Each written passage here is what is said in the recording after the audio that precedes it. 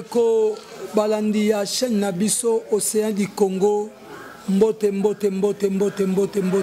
bino nyonso to souhaiter bino ba joyeuse fête ya Pâques et nzambe apambola bino na pasika oyo eza passage eza délivrance tika nzambe apambola bino to pesi mbote na molongo mobimba bisika bozali nzambe apambola bino mingi lelo toye na émission na biso l'église et ses réalités to lobela makambo oyo eza na vogue to oyo eza na succès to eza na ampleur to oyo ezolobama na kati na mokili mobimba nde na yango toyambi basali na nzambe mibale pona kosola pendant quelques minutes natina na sujet oyo na loboko na ngai ya mobali tozali na Cordon il est bonjour papa Cordon bonne fête ya Pâques. Merci pareillement. Na loboko na ngai mwasi tozana nganga nzambe mosai na nzambe bonjour mosai na nzambe papa Kadi et bonne fête ya Pâques. Bonjour pasteur Didier Lopinga bonne fête à Pâques. Voilà papa to bengi bino lelo na plateau awa pona bo mesa noté mais to bengi bino lolenge tozana émission moko to lexaka na église et ses réalités nde to bengaka invité pour tout na ba mituna papa boyebi maladie oyo et palangani mokili mobimba papa Cordon hier. Oui toyebi que na mokili mobimba baza kolobela sikoyo maladie ya coronavirus. Est-ce que ça pense à solo maladie? Bon, na kotala na bitando tozomona ndenge na bamboka bapaya pe koyoka na information koloba na biso tozo confirmer que maladie ça. Musana nzambe papa Kadi maladie eza ndenge ni coronavirus et quand même coronavirus. Est-ce que ça peut na maladie ya solo to eza moi jemo bon? Non, pasteur Didier Lopinga, maladie coronavirus ezali, maladie coronavirus ezali. Par rapport à la question de Motuni, ceux qui ezali G tous années, ezala G, ezala nini, mais naebike maladie wana ezali. Alors pourquoi maladie wana ezali? Et pour na nini, nde tokoluka, to meka to développer na émission na biso alelo. Voilà, on anticipe biso est-ce que ko yebisa peuple. Pourquoi maladie wane et bandi wapi et que zo comme la biso. Pasteur Didier Lopinga mokili oyo mutakela yango ezali nzambe. Mutakela mokili oyo ezali nzambe. Alors eloko mokote ekoki ko sala manase ya mokili oyo sans que nzambe ayeba yango. Alors ezala G ezala bato ba créer ngo ezala nini menga na yebi eloko oyo nzambe aza derrière eloko oyo aza derrière maladie oyo. Pourquoi nzambe aza derrière maladie oyo? Pasteur Didier Lopinga tozotala na ba TV comment batu baza kokufa ba minganga ya lolenge na lolenge batona mayele balemani na tina ya maladie oyo tomoni ba président ya monde o mami bengen bazalaka ba puissant mais balemani na se ya maladie oyo.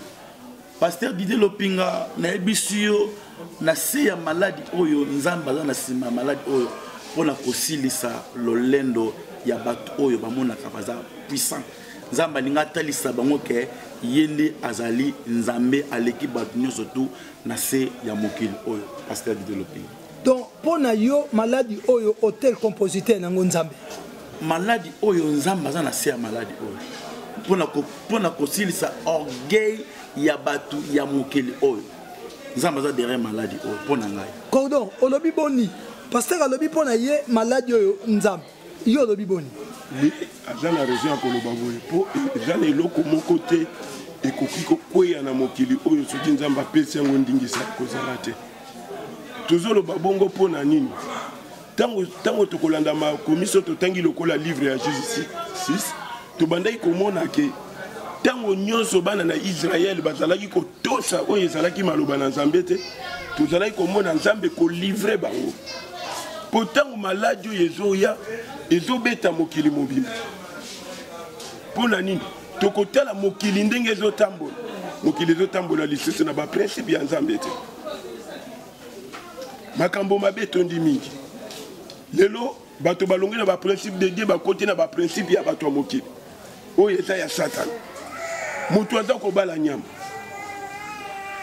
mutu akomi kobala na mibali basi na basi tokoti na baeglise bakomi komarchande parole de Dieu bakotisi magie na kati na église de Dieu bakotisi bonganga bondoki et nyonso wana eza bato bamitomboli pour ke bango bamona na bazwi Nzambe oyo aza kolo ya mokili oyo bazongisa akoyoka esengo te ata yo oza papa na ndako soki okomi kopesa instruction na ndako eke bato baza kotosa ngo te estce yo okozala na esengo te papa na Doucette boza d'accord que bino bolobi ngate ngaza journaliste bino bolobi ke maladi Nzambe ne aza sima nango sikolo kola Nzambe aza sima nango message nini oyo Nzambe apesi pona maladi yango Cordon Pasteur Didier Lopinga, merci pour la question. Et la question moko ya motuya makasi pour nangai. Pena c'est pena question wana. Pasteur Didier Lopinga, Nzambe azana leso moko oyo alingi ateya libota na ye. Nalingi na le Pasteur Didier Lopinga.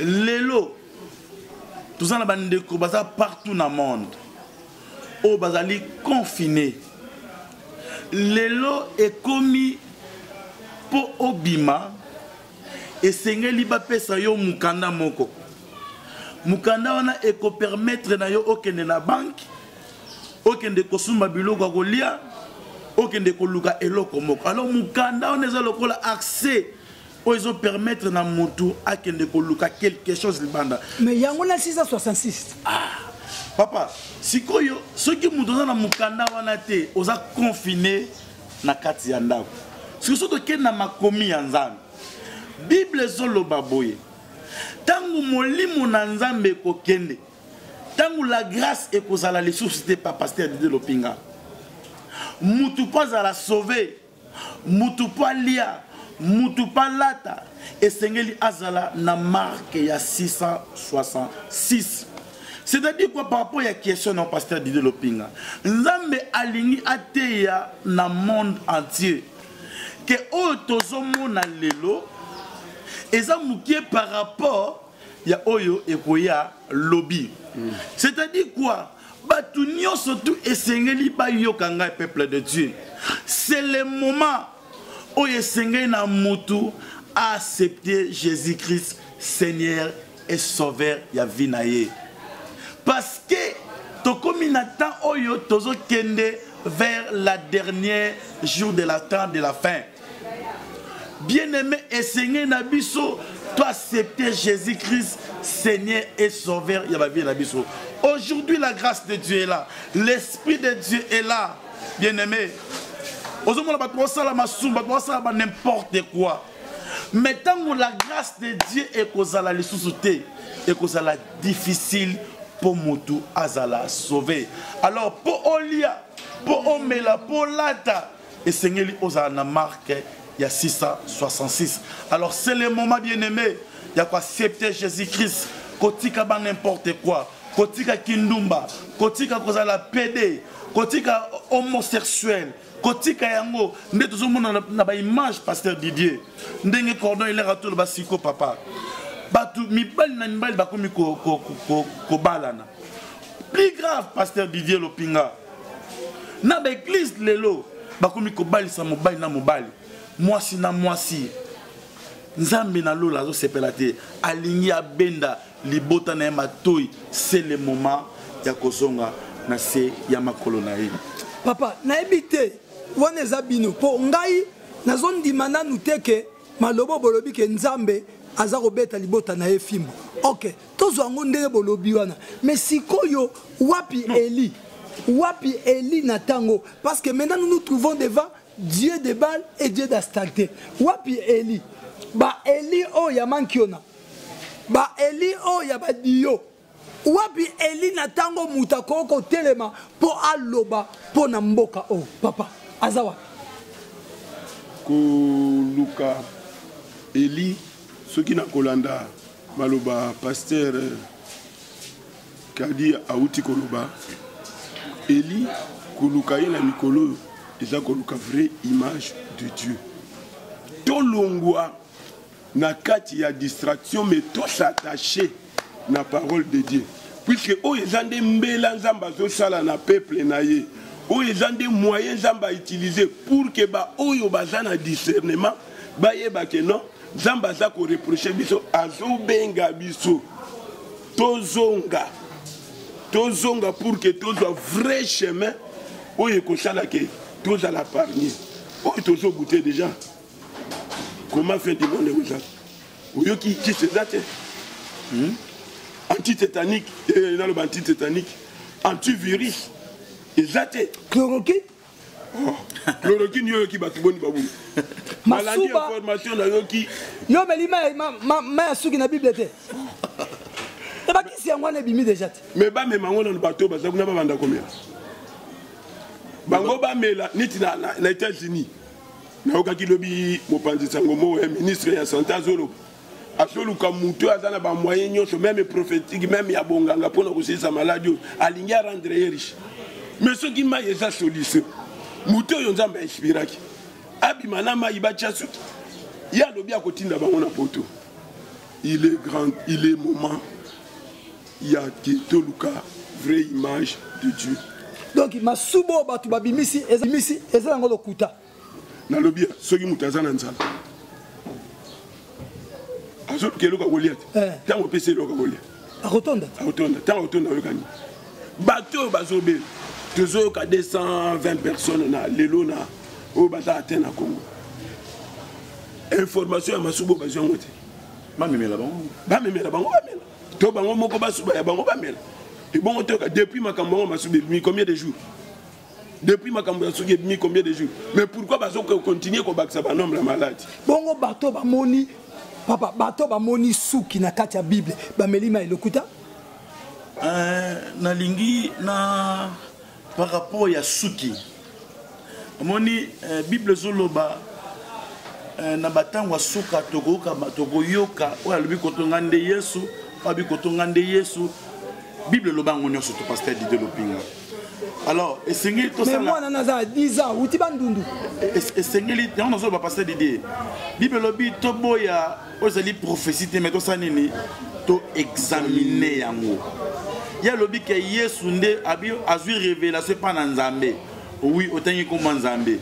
To yami yango. Mais to kosa elango non de photo ça nini, to examiner yango. Est-ce que makambo oyo et outi et pas Nzambe, to outi pas Nzambe. C'est ça.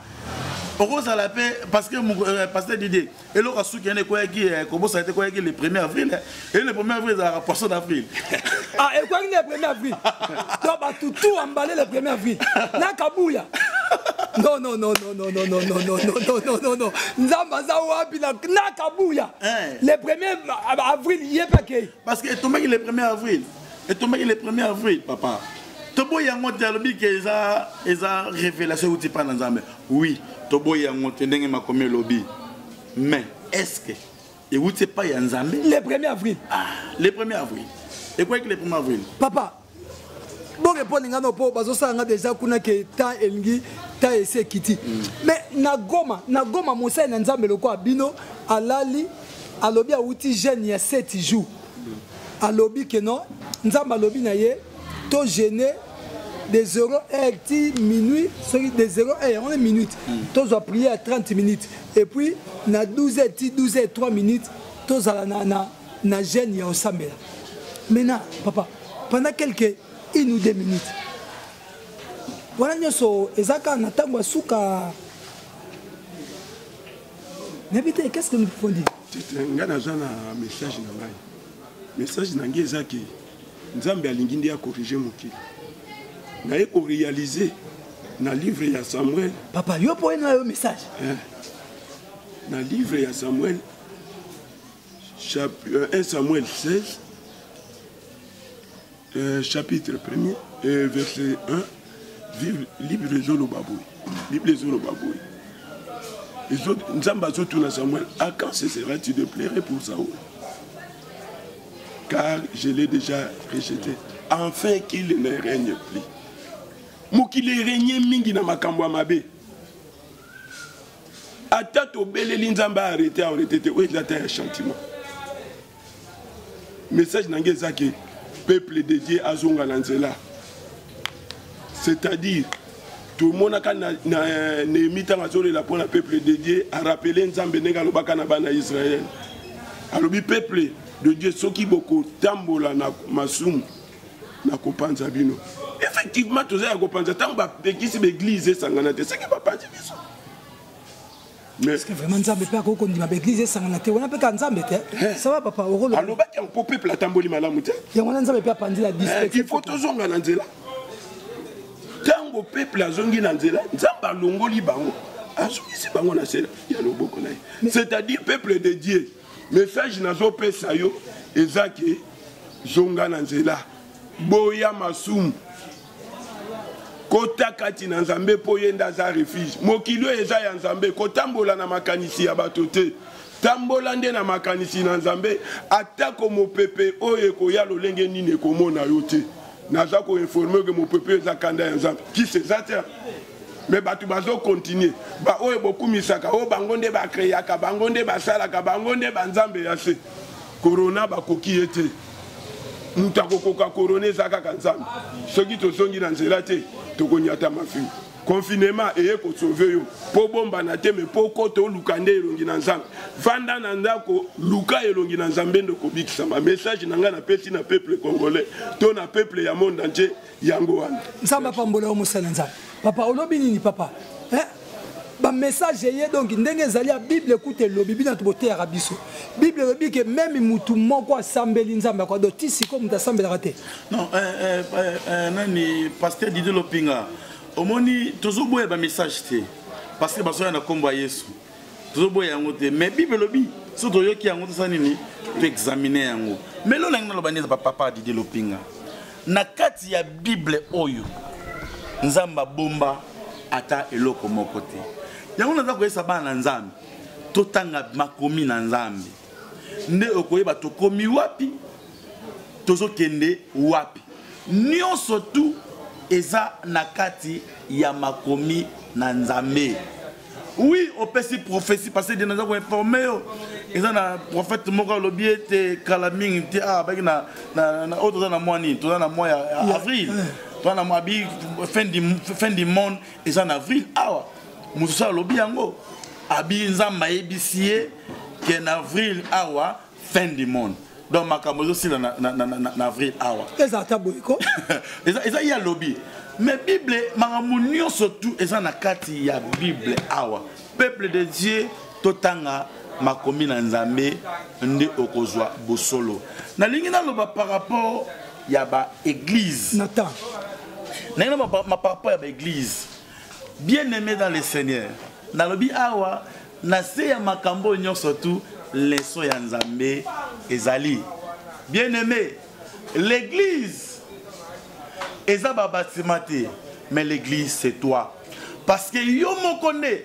okozala devant nzambe okozala devant mututé devant pasteur Kadité devant pasteur Didete devant cordon Hilaire mais okozala na nzambe au rendre compte par rapport à vie na yo pourquoi l'église est kangami bien aimé l'église est kangami pour épesa yo leçon au sambela nzambe ici kozali l'église c'est toi bien aimé l'église to ba bâtiment kangami bâtiment de kangami mais l'église est à yo parce que yo mokonde oza devant nzambe pour rendre compte par rapport à lolenge otambusaki vina yo nzamba linga te ya okaka ke na mukola suka ozala mutute ozana ba bâtiment te mais ozala yo moko vis-à-vis na nzambe pour rendre compte na makambo osalaki tika ete nzambe ya lola apambola. Merci papa. Balandi nakanisi toko leka na deuxième émission ce qui boza na temps bokoya lisusu